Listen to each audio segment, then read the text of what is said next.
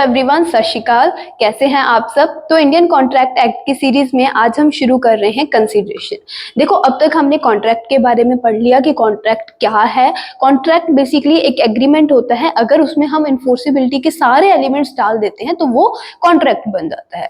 तो एग्रीमेंट क्या है वो भी हमने पढ़ लिया था कि ऑफर प्लस एक्सेप्टेंस जब वो प्रॉमिस बन जाता है, ऑफर जब उसे एक्सेप्ट कर लिया जाए तो वो क्या बन जाएगा, एक प्रॉमिस बन जाएगा।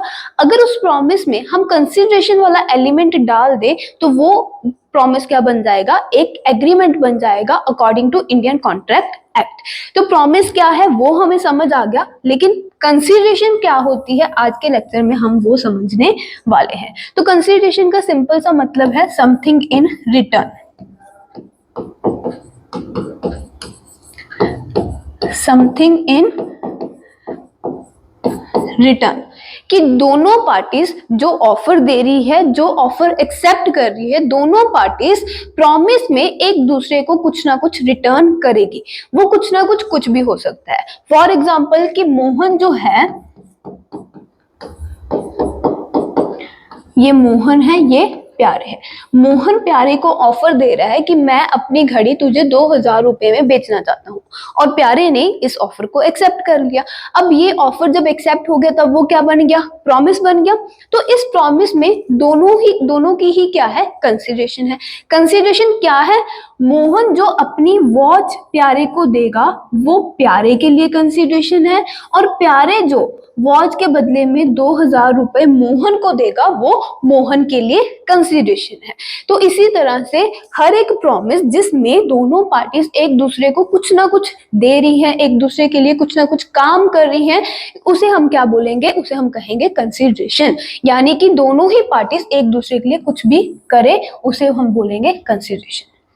क्लियर होगी बात कि समथिंग इन रिटर्न होना चाहिए, एक हाथ दे एक हाथ ले, ये वाली बात होनी चाहिए। कंसीडरेशन जब होगी तो उससे क्या होगा, दोनों ही पार्टीज के राइट भी क्रिएट होंगे और दोनों ही पार्टीज के एक दूसरे के प्रति ऑब्लिगेशन भी क्रिएट होगी। अब अगर हम इसी एग्जाम्पल की बात करें तो इस एग्जाम्पल में मोहन की ऑब्लिगेशन है कि वो अपनी वॉच प्यारे को देगा।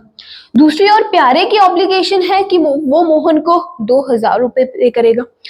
अब इन दोनों के इसमें राइट भी है। क्या राइट है, मोहन का राइट है कि वो 2000 रुपए रिसीव करेगा और प्यारे का राइट है कि वो वॉच को रिसीव करेगा।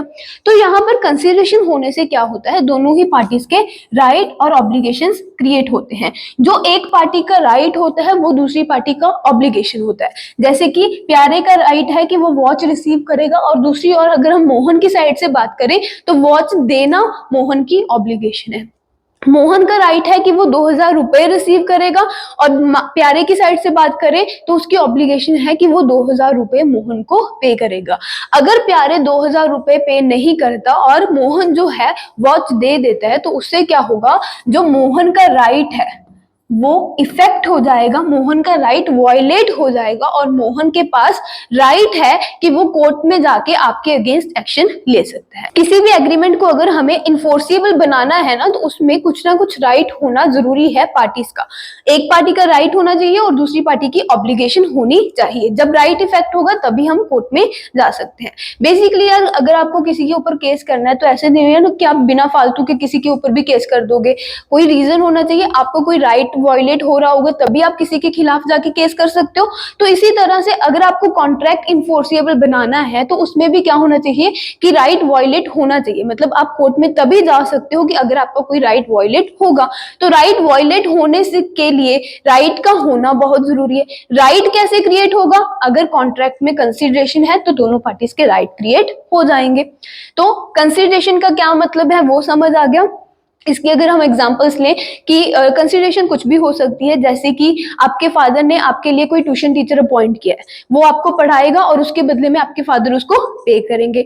तो जो टीचर आपको पढ़ाएगा वो आपके फादर के लिए कंसीडरेशन है, आपके फादर जो उसको पे करेंगे वो उस टीचर के लिए कंसीडरेशन है। तो यहाँ पर फादर और टीचर के बीच में कॉन्ट्रैक्ट हुआ, लेकिन कंसीडरेशन जो है फादर टीचर को पे कर रहा है, और टीचर जो है कंसीडरेशन जो फादर को मिलनी चाहिए वो किसको दे रहा है, आपको दे रहा है, आपको पढ़ा के। पर उसे भी हम क्या मानेंगे कि वो फादर के लिए ही कंसीडरेशन थी। अब इसी तरह से अगर हम और एग्जांपल्स लें, फॉर एग्जांपल कि मैं दुकान से साबुन खरीदने गई। अब दुकान से जो मैंने साबुन खरीदी है वो मेरे लिए कंसिडरेशन है, मुझे कुछ मिल रहा है, और उस साबुन के बदले में मैं जो दुकानदार को पे करके आऊंगी पैसे, वो उस दुकानदार के लिए कंसिडरेशन है। अगर मैं साबुन ले लूं लेकिन दुकानदार को पैसे ना पे करूं तो दुकानदार मेरे खिलाफ एक्शन ले सकता है, बिल्कुल ले सकता है। तो इसी तरह से कॉन्ट्रैक्ट में अगर आपको इन्फोर्सिबिलिटी लानी है तो उसके लिए कंसिडरेशन का होना बहुत ही ज्यादा जरूरी है। अब इसी तरह से अगर हम बात करें कि जैसे आप गवर्नमेंट ऑफिस में जाते हो, आपको कोई काम है, आप सरकारी दफ्तर में गए। अब आपको जैसे पता ही है कि सरकारी दफ्तर में काम क्या होते हैं, बहुत स्लो होते हैं। तो आपने क्या किया, जल्दी जल्दी से अपना काम करवाने के लिए ऑफिसर को रिश्वत दे दी। ऑफिसर जो आपका काम करके देगा वो आपके लिए कंसिडरेशन है, आप जो ऑफिसर को रिश्वत दे रहे हो वो उसके लिए कंसिडरेशन है। तो कंसिडरेशन कुछ भी हो सकती है, लेकिन क्या इस कंसिडरेशन को हम वैलिड मानेंगे नहीं मानेंगे वो बाद में हम इस लेक्चर में डिस्कस करेंगे कि कौन सी कंसिडरेशन वैलिड होती है और कौन सी कंसिडरेशन वैलिड नहीं होती। लेकिन इतनी बात समझ में आ गई आपको कि कंसिडरेशन क्या होती है। अब पोलोक ने हमें कंसिडरेशन की क्या डेफिनेशन दी है। Consideration is the price for which the promise of other is bought and the price दस given for value is enforceable. पोलोक ने कहा है कि कंसिडरेशन क्या है, प्राइस है, एक प्राइस है जिसके बदले में आप क्या कर रहे हो, सामने वाले का प्रॉमिस बॉट कर रहे हो, सामने वाले का प्रॉमिस खरीद रहे हो। सामने वाले का प्रॉमिस खरीदने के लिए जो भी आप उसके लिए काम कर रहे हो, जो भी आप उसको पे कर रहे हो, उसे हम बोलेंगे कंसिडरेशन। तो यहाँ पर जो प्राइस वर्ड यूज किया गया है तो उसका मतलब मनी नहीं है, उसका मतलब किसी भी काम से है। क्लियर होगी बात। अब जैसे कि हमने जब ऑफर डिस्कस किया था तो उसमें हमने एक बात डिस्कस की थी कि ऑफर किसी भी चीज का हो सकता है, किसी काम को करने का भी ऑफर हो सकता है और किसी काम को ना करने का भी ऑफर हो सकता है। तो इसी तरह से कंसिडरेशन भी इसी तरह की होगी, किसी काम को करने की कंसिडरेशन भी हो सकती है और किसी काम को ना करने की कंसिडरेशन भी हो सकती है। फॉर एग्जाम्पल, मोहन ने प्यारे की गाड़ी ठोक दी, उसकी गाड़ी का नुकसान हो गया। अब प्यारे जो है, अब मोहन जो है वो प्यारे को ऑफर दे रहा है कि यार मैं तेरी गाड़ी का जो भी नुकसान हुआ है वो पे कर दूंगा, सारी मुरम्मत सारी रिपेयर करा दूंगा, बस तू मेरे खिलाफ केस मत करियो। तो यहाँ पर मोहन जो उसे कंसिडरेशन पे कर रहा है वो तो है मनी, लेकिन प्यारे की मोहन के लिए जो कंसिडरेशन है वो क्या है, कोई काम ना करने की कंसिडरेशन है, कि वो उसे रोक रहा है कि वो उसके खिलाफ केस ना करे। तो कंसिडरेशन भी इसी तरह से, जैसे ऑफर होता है कि किसी काम को करने का भी हो सकता है और किसी काम से रोकने का ऑफर भी हो सकता है, तो कंसिडरेशन भी दोनों तरह की हो सकती है, किसी काम को करने के लिए कंसिडरेशन भी हो सकती है और किसी काम को रोकने के लिए भी कंसिडरेशन हो सकती है।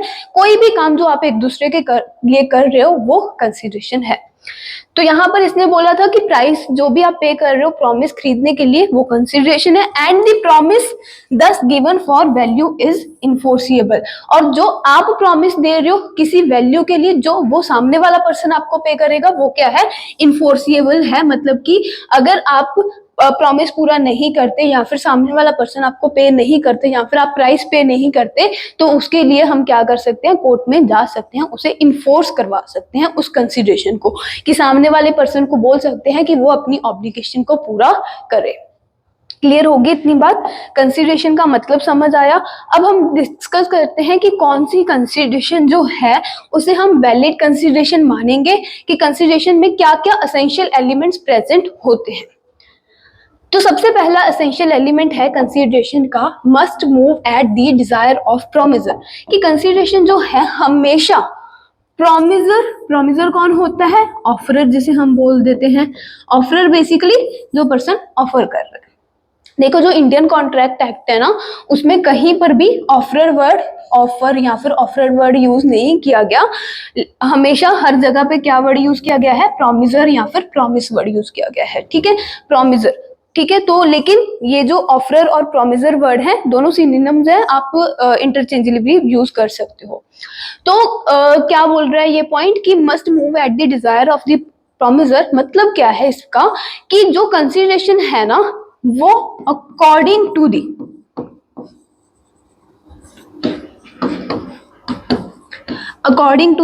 ऑफरर होगी। मतलब कि जैसा ऑफरर बोलेगा वैसी ही कंसिडरेशन होगी।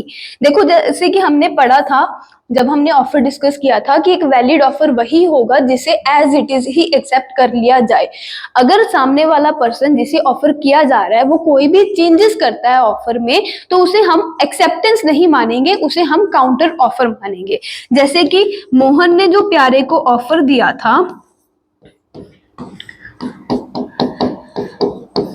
कि तू मेरी घड़ी 2000 रुपए में खरीद ले, तो अगर प्यारे उसे बोल दे कि ठीक है मैं घड़ी तो खरीद लूंगा लेकिन 1500 रुपए में खरीदूंगा, अब उसने same as it is offer को एक्सेप्ट नहीं किया, उसने अपनी एक टर्म डाल दी कि घड़ी खरीदूंगा 1500 में खरीदूंगा।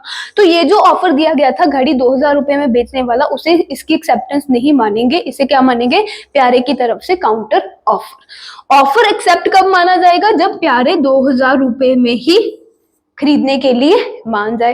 तो कंसीडरेशन क्या होगी और कैसे मूव करेगी, वो किसकी डिजायर पे होता है, हमेशा प्रोमिसर की डिजायर पर ही होगा। जैसे कि हमने दूसरी एग्जांपल डिस्कस की कि आपके फादर ने आपके लिए एक ट्यूशन टीचर अपॉइंट किया है। अब जो फादर है वो कंसीडरेशन किसे पे कर रहे हैं, ट्यूशन टीचर को। लेकिन फादर ने जो कंसीडरेशन रिसीव कर रही है वो फादर नहीं रिसीव कर रहे, ट्यूशन टीचर कंसीडरेशन किसे दे रहे हैं, आपको दे रहे हैं, मतलब कि सन को दे रहे हैं। तो कंसीडरेशन क्या होगी और कैसे कंसीडरेशन मूव करेगी, ये किसके ऊपर डिपेंड करता है, हमेशा ऑफरर के ऊपर डिपेंड करता है। और इसमें एक और बात आ जाती है कि वॉलंटरली सर्विसेज को हम कंसीडरेशन नहीं मानेंगे। वॉलंटरली सर्विसेज को हम कंसीडरेशन नहीं मानेंगे, क्या मतलब है कि मान लो यार आप सड़क से जा रहे थे और आपने देखा कि एक सब्जी वाले की सारी सब्जियां गिरी पड़ी है, आप उसकी मदद करने लगे सब्जियां उठाने में, ठीक है, सब्जियां उठाकर आपने मदद की और उसके बाद आप बोल रहे हो कि मैंने तेरी मदद किया, मुझे 1 किलो सब्जी फ्री में दे। तो वो बोलेगा मैंने थोड़ी ना बोला था आपको मेरी मदद करने के लिए। तो इसे हम बोलेंगे आपने उसे वॉलंटरली सर्विसेज दिए, इसे हम कॉन्ट्रैक्ट में बाउंड नहीं करेंगे। अगर मान लो वो सब्जी वाला आपको बोल रहा है कि आप मेरी मदद कर दो और मदद करने के बदले में मैं आपको 1 किलो सब्जी फ्री दे दूंगा, फिर सब्जी वाला बाउंड होगा आपको 1 किलो सब्जी देने के लिए। अदरवाइज अगर आप अपनी मर्जी से सर्विसेज दे रहे हो तो उसे हम वॉलंटरली सर्विसेज काउंट करेंगे, उसे हम कंसीडरेशन में नहीं मानेंगे। तो कंसीडरेशन हमेशा क्या होगी और कैसे मूव करेगी, वो किसकी डिजायर पर होता है, प्रोमिसर की डिजायर पर होता है, जो पर्सन ऑफर दे रहा है उसके अकॉर्डिंग ही होगा। क्लियर हो गया ये पॉइंट। नेक्स्ट पॉइंट डिस्कस करते हैं, मे मूव फ्रॉम दी प्रोमिसी और एनी अदर पर्सन। कंसीडरेशन जो है ना वो कई बार प्रोमिसी भी मूव कर सकता है। जैसे कि फर्स्ट पॉइंट में तो बोला कि हमेशा कंसीडरेशन जो है वो ऑफरर के डिजायर पर ही होगी, क्या होगी, कैसे होगी, किसको पे करनी है। लेकिन कई बार क्या होता है, प्रोमिसी के अकॉर्डिंग भी हम कंसीडरेशन मूव कर सकते हैं। प्रोमिसी के अकॉर्डिंग मूव करने का मतलब ये नहीं है कि promisee terms and condition change कर सकता है, बस इतना सा मतलब है कि कंसीडरेशन वो खुद ना रिसीव करके अपने बिहाफ पे किसी और पार्टी, जो पार्टी टू कॉन्ट्रैक्ट नहीं है, किसी और पार्टी को भी कंसीडरेशन पे करने के लिए बोल सकता है। जैसे कि मोहन प्यारे की ही एग्जांपल लें,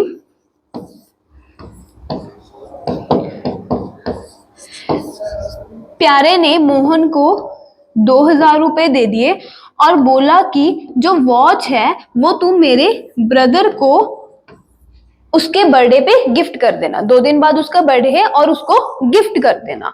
तो यहाँ पर प्यारे ने क्या किया है, कंसीडरेशन को अपनी तरफ से मूव कर दिया अपने भाई की तरफ पर। तो इसे हम बोलेंगे मे मूव फ्रॉम दी प्रोमिसी और एनी अदर पर्सन की कंसीडरेशन जो है प्रोमिसी भी मूव कर सकता है। प्रोमिसी के बिहाफ पर हम किसी और पर्सन को भी कंसीडरेशन पे कर सकते हैं, उसे भी वैलिड कंसीडरेशन माना जाएगा। इसमें एक केस लॉ है चिन्नैया वर्सेस रमैया।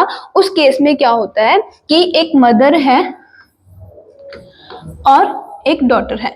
मदर अपनी डॉटर को प्रॉमिस करती है कि वो अपनी प्रॉपर्टी उसके नाम लगा देगी, लेकिन उसके बदले में डॉटर को मदर के भाई यानी कि अपने मामा को एक एन्युटी पे करनी होगी, कुछ पैसे पे करते रहना होगा। अब डॉटर इस प्रॉमिस को एक्सेप्ट कर लेती है, इस चीज को एक्सेप्ट कर लेती है और प्रॉपर्टी उसके नाम हो जाती है, लेकिन बाद में वो अपने मामा को पे नहीं करती जो भी अमाउंट उसकी मदर बोलती है। तो इस केस में जो उसके मैटरनल अंकल हैं, उसके मामा हैं, वो उसके ऊपर केस कर देते हैं, जो भी ड्यूज हैं वो उनको रिकवर करने के लिए। तो वहां पर कोर्ट ने बोला कि जो स्ट्रेंजर टू कंसिडरेशन होता है। स्ट्रेंजर टू कंसिडरेशन मतलब कि जिन दोनों पार्टीज के बीच में कॉन्ट्रैक्ट हुआ है उनके अलावा जिसके लिए कंसिडरेशन हुआ था, जिसके लिए कॉन्ट्रैक्ट हुआ है, वो पर्सन भी स्यू कर सकता है। जैसे कि हमने फादर और ट्यूशन टीचर वाली एग्जांपल ली है, इसमें आप जो है आप स्ट्रेंजर टू कंसिडरेशन हो, लेकिन कंसिडरेशन जो है वो आपको मिलना है। तो अगर वो ट्यूशन टीचर आपको नहीं पढ़ाए या फिर अच्छे से नहीं पढ़ाए तो अपने फादर के बिहाफ पर आप भी उसके खिलाफ केस कर सकते हो। तो ये पॉइंट हमें ये चीज बताता है कि कंसिडरेशन प्रॉमिसी भी मूव कर सकता है किसी और पार्टी के नाम पर। स्ट्रेंजर टू कंसिडरेशन भी हो सकता है कॉन्ट्रैक्ट में, और वो स्ट्रेंजर टू कंसिडरेशन जो है स्यू कर सकता है अगर ऑफरर अपना पार्ट पे नहीं करता, अपनी पार्ट की कंसिडरेशन पूरी नहीं करता तो। नेक्स्ट पॉइंट है मे बी पास्ट, प्रेजेंट और फ्यूचर। मतलब कि जो कंसिडरेशन है वो पास्ट की भी हो सकती है, प्रेजेंट भी हो सकती है और फ्यूचर भी हो सकती है। सबसे पहले तो प्रेजेंट समझते हैं। प्रेजेंट का क्या मतलब है, मैं दुकान पर गई, साबुन खरीदी और दुकानदार को पैसे दे दिए, उसके पार्ट की कंसिडरेशन भी पूरी होगी, मेरे पार्ट की कंसिडरेशन भी पूरी होगी, इसे हम बोलेंगे प्रेजेंट कंसिडरेशन।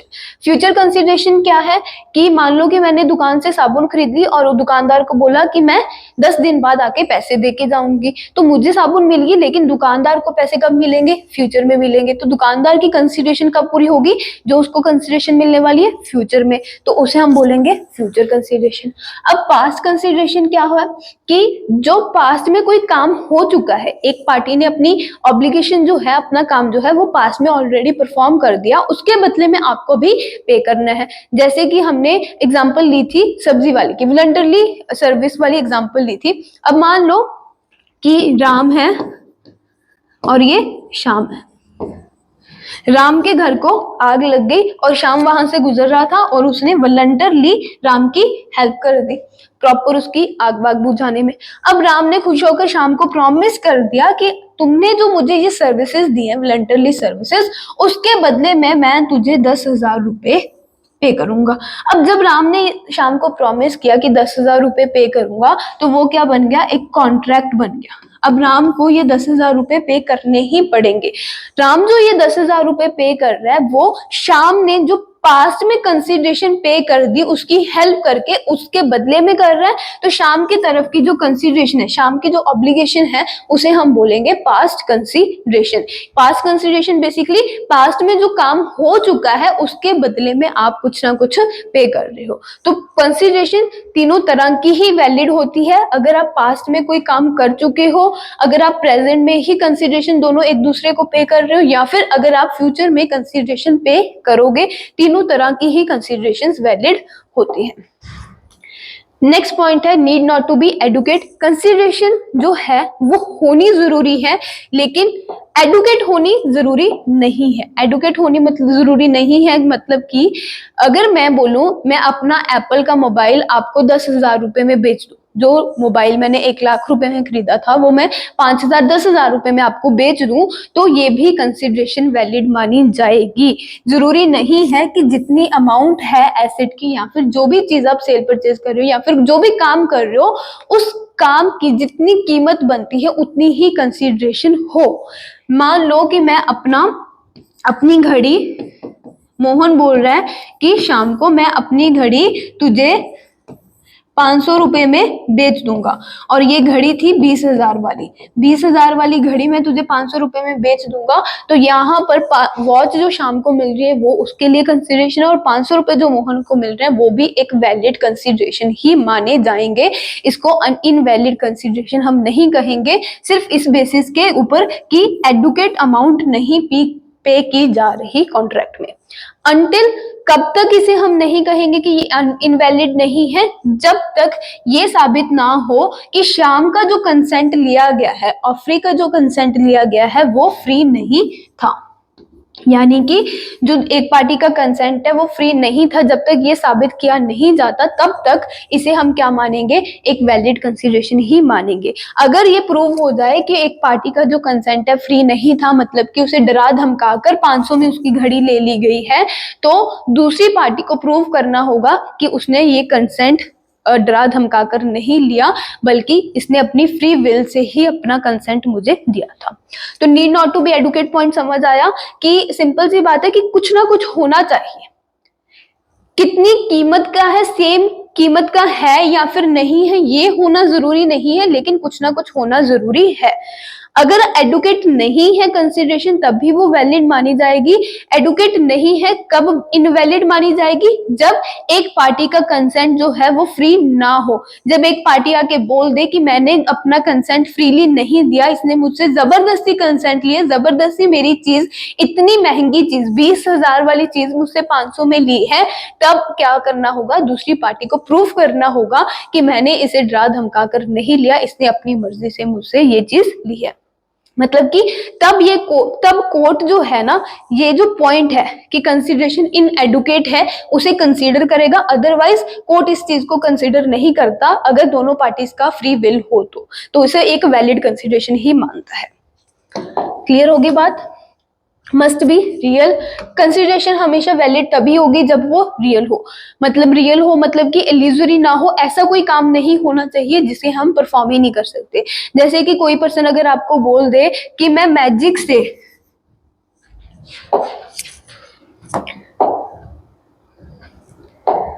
जैसे कि मोहन जो है वो प्यारे को बोल दे कि मैं मैजिक से तेरे मरे हुए फादर को जिंदा कर दूंगा, उसके बदले में तू मुझे 5 लाख रुपए पे कर देना।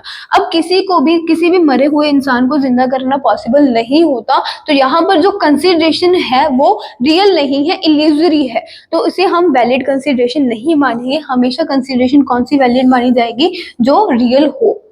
क्लियर होगी बात? सिंपल सा पॉइंट था। नेक्स्ट पॉइंट है मस्ट बी लॉफुल। कंसिडरेशन हमेशा लॉफुल होनी चाहिए। लॉफुल होने का क्या मतलब है, जैसे कि हम मूवीज वगैरह में देखते हैं कि कोई पर्सन किसी को मारने की सुपारी दे रहा है, तो इसी तरह से मोहन ने प्यारे को सुपारी दी कि वो शाम का मर्डर कर दे। अगर प्यारे शाम का मर्डर कर देगा तो मोहन उसे 5 लाख रुपए पे करेगा। तो कंसिडरेशन तो यहाँ पर भी है। कंसिडरेशन प्यारे के लिए क्या है, 5 लाख रुपए जो उसे मिल रहे हैं। मोहन के लिए कंसिडरेशन क्या है कि प्यारे जो है मोहन का काम करेगा शाम का मर्डर करके। तो कंसिडरेशन तो यहाँ पर भी है, लेकिन क्या ये कंसिडरेशन वैलिड कंसिडरेशन है, क्या ये कंसिडरेशन लॉफुल है? तो आंसर है नो। अगर कोई भी ऐसा काम किया जा रहा है, कोई भी ऐसी कंसिडरेशन है जो कि लॉफुल नहीं है, लॉ के अगेंस्ट है, पब्लिक पॉलिसी के अगेंस्ट है, तो उसे हम वैलिड कंसिडरेशन नहीं मानेंगे। अब मर्डर करना क्या है, क्राइम है, तो अगर ऐसी कोई कंसिडरेशन हो रही है जो कि लॉ के अगेंस्ट जाती है, पब्लिक पॉलिसी के अगेंस्ट जाती है, तो वो इनवैलिड कंसिडरेशन मानी जाएगी। तो वैलिड कंसिडरेशन क्या होनी चाहिए, must be lawful. Next point, must be something which the promiser is not already bound to do. Consideration हमेशा कुछ ऐसा होना चाहिए जो कि सामने वाली पार्टी ऑलरेडी, जिसकी सामने वाली पार्टी ऑलरेडी बाउंड ना हो काम करने के लिए, कि प्रॉमिसर उस काम को करने के लिए ऑलरेडी बाउंड ना हो। जैसे कि हमने स्टार्टिंग में एग्जांपल दी थी कि गवर्नमेंट ऑफिसर को आप काम करवाने के लिए रिश्वत दे रहे हो, एक्स्ट्रा पैसे दे रहे हो, तो गवर्नमेंट ऑफिसर का काम है कि वो आपको जो भी दिक्कत है, जो भी आप उससे काम करवाना चाहते हो, वो उसको उस काम को करके दे। रिश्वत देना क्या है, एक कंसिडरेशन, वैलिड कंसिडरेशन नहीं माना जाएगा। क्यों नहीं माना जाएगा? क्योंकि उस काम को करने के लिए वो पर्सन ऑलरेडी ही बाउंड है, उस काम को करने के लिए उसे गवर्नमेंट से ऑलरेडी ही पैसे मिल रहे हैं, तो वो एक वैलिड कंसिडरेशन नहीं होगी। अगर आप किसी पर्सन को कुछ कंसिडरेशन पे कर रहे हो लेकिन उस काम को करने के लिए वो पर्सन ऑलरेडी ही बाउंड है, पहले से ही वो उसका काम है, तो उसे हम वैलिड कंसिडरेशन नहीं मानेंगे। तो इतने से कुछ एलिमेंट्स थे, एक बार फिर से नजर मार लेते हैं क्या क्या थे। सबसे पहले बोला गया था कि must move at the desire of the promiser. Promiser की डिजायर पर ही कंसिडरेशन मूव करती है। क्या होनी चाहिए, कैसे, किस पर्सन को कंसिडरेशन दी जाएगी, ये सब कौन डिसाइड करेगा, प्रॉमिसर। और कंसिडरेशन कई बार क्या है, प्रॉमिसजी की डिजायर पर भी मूव कर जाती है कि वो भी बोल देता है कि मेरे बिहाफ पर इस पर्सन के लिए काम कर दो। कंसिडरेशन पास्ट भी हो सकती है, प्रेजेंट और फ्यूचर भी हो सकती है। Need not to be adequate, adequate consideration का होना जरूरी नहीं है, बस कंसिडरेशन का होना जरूरी है। Must be real not illusory, कि कंसिडरेशन कुछ ऐसा हो जो कि पॉसिबल हो परफॉर्म करने के लिए, कुछ भी ऐसा नहीं हो जो कि हम परफॉर्म ही नहीं कर सकते। मस्ट बी लॉफुल, लॉ के अगेंस्ट कंसिडरेशन नहीं होनी चाहिए, और कुछ ऐसा नहीं होना चाहिए जिससे करने के लिए वो पर्सन ऑलरेडी ही बाउंड हो, कुछ ऐसा हो जो काम उसको, जिस काम के लिए वो बाउंड नहीं हो, वो ही कंसिडरेशन होनी चाहिए। क्लियर हुआ इतना सारा कुछ? अब ये सारा कुछ पढ़ने के बाद हमें कंसिडरेशन पता चल गया, वैलिड कंसिडरेशन क्या होगी, उसके लिए क्या एलिमेंट्स है वो समझ लिया हमने। अब सेक्शन जो हमारा 2D है इंडियन कॉन्ट्रैक्ट एक्ट का, सेक्शन 2 क्लॉज डी, उसमें कंसिडरेशन के क्या हमें डेफिनेशन दी है वो भी एक बार समझ लेते हैं। तो ये 4 पॉइंट्स में मैंने बना दी, पैराग्राफ में दी हुई थी हमें ये डेफिनेशन, तो मैंने इसके पॉइंट्स बना दिए। सबसे पहला पॉइंट क्या लिखा हुआ है, when eight the desire of the promisor. ये पॉइंट हमने पहले भी पढ़ा है एसेंशियल एलिमेंट में, कि consideration must move at the desire of the promisor, promisor की डिजायर पर मूव करती है। तो डेफिनेशन में सबसे पहले क्या लिखा हुआ है, when eight the desire of the promisor, कि प्रोमिसर की डिजायर के ऊपर द प्रोमिसी और एनी अदर पर्सन, कि जो प्रोमिसी है और या फिर उस प्रोमिसी के बिहाफ पे कोई और पर्सन हैज डन और अब्सटेन्ड फ्रॉम डूइंग, उसने कोई काम कर दिया या फिर किसी काम को, कोई काम ऑलरेडी कर दिया, या फिर जिस काम को करने के लिए उसको मना किया गया था वो काम उसने नहीं किया, और डज और अब्सटेन्स फ्रॉम डूइंग, अभी कर दिया। देखो हैज डन का क्या मतलब है कि पास्ट में कर दिया, हैज अब्सटेन्ड फ्रॉम डूइंग का क्या मतलब है कि पास्ट में कोई काम करने के लिए मना किया गया था वो उसने नहीं किया। हैज और डज अभी किया, और अब्सटेन्स फ्रॉम डूइंग अभी करने से मना कर दिया, और प्रोमिसेस टू डू फ्यूचर में प्रॉमिस कर रहा है करने के लिए, और फ्यूचर में ना करने के लिए मना कर रहा है, कि आपने बोला था कि फ्यूचर में ये काम मत करना, तो वो प्रॉमिस कर रहा है कि वो फ्यूचर में ये काम नहीं करेगा। समथिंग कुछ भी, सच एक्ट और अब्सटिनेंस, वो उस एक्ट को और उस एक्ट को ना करने का, और promise is called a consideration for the promise, उसको हम क्या बोलेंगे, कंसिडरेशन प्रॉमिस की बोलेंगे। मतलब कि ये जो पॉइंट है इसमें हमें बताया गया है कि कंसिडरेशन जो है वो पास्ट, प्रेजेंट और फ्यूचर तीनों हो सकती है। ये जो वर्ड्स हैं, हैज डन और अब्सटेन फ्रॉम डूइंग, डज और abstains from doing, promises to do और अब्सटेन्स फ्रॉम डूइंग, ये हमें बताते हैं कि कंसिडरेशन प्रेजेंट, पास्ट और फ्यूचर तीनों की हो सकती है। और ये first point, desire of the promisor must move at the desire of officer, ये हमारा फर्स्ट एलिमेंट हो गया। क्लियर होगी इतनी बात? और ये जो पॉइंट है ना कि सच एक्ट और एब्स्टिनेंस, ये हमें बताता है कि कंसिडरेशन जो है वो किसी काम को करने के लिए भी हो सकती है और किसी काम से रोकने के लिए भी हो सकती है। मतलब कि अगर आप बोल देते हो कि अगर तू ये काम नहीं करेगा तो मैं तेरे लिए ये कर दूंगा, तो जिस काम से आप रोक रहे हो सामने वाली पार्टी को, उसे हम बोलेंगे abstinence from doing any act. तो ये हमारी कंसिडरेशन की डेफिनेशन है according to the section 2D। जो भी लॉ वाले स्टूडेंट्स हैं उनको सेक्शंस वगैरह याद करने पड़ते हैं, तो आप ये याद कर लेना। क्लियर हुई इतनी बात कि कंसिडरेशन क्या है, क्या क्या एसेंशियल एलिमेंट्स हैं कंसिडरेशन के। तो थैंक यू सो मच। अगर इस लेक्चर के रिगार्डिंग आपको कोई भी डाउट हो, कोई भी क्वेरी हो, तो आप कमेंट सेक्शन में अपनी क्वेरी ड्रॉप कर सकते हो, और मिलेंगे हम नेक्स्ट लेक्चर में। Have a good day.